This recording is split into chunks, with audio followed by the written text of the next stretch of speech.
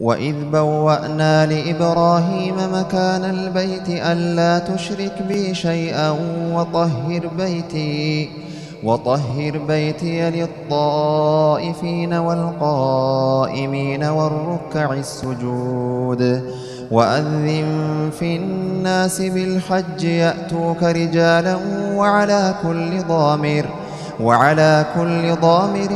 يأتين من كل فج عميق ليشهدوا منافع لهم ويذكروا اسم الله في أيام معلومات على ما رزقهم من بهيمة الأنعام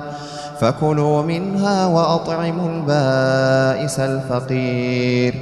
ثم ليقضوا تفثهم وليوفوا نذورهم وليطوفوا بالبيت العتيق ذلك ومن يعظم حرمات الله فهو خير له عند ربه وأحلت لكم الأنعام إلا ما يتلى عليكم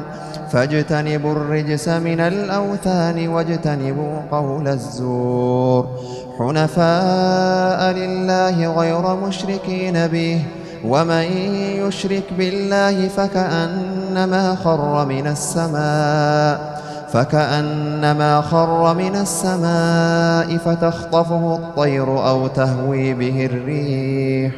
فتخطفه الطير أو تهوي به الريح في مكان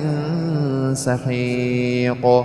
ذلك ومن يعظم شعائر الله فإنها من تقوى القلوب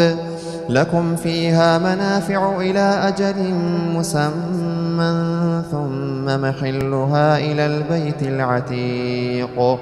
ولكل أمة جعلنا منسكا ليذكروا اسم الله على ما رزقهم من بهيمة الأنعام فإلهكم إله واحد فله أسلموا وبشر المخبتين الذين إذا ذكر الله وجلت قلوبهم والصابرين على ما أصابهم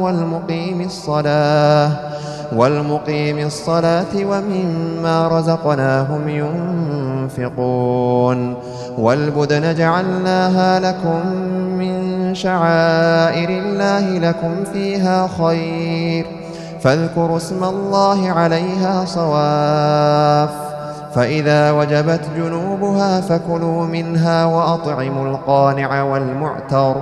كذلك سخرناها لكم لعلكم تشكرون لن ينال الله لحومها ولا دماؤها ولكن يناله التقوى منكم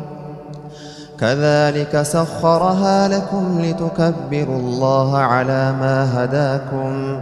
وبشر المحسنين الله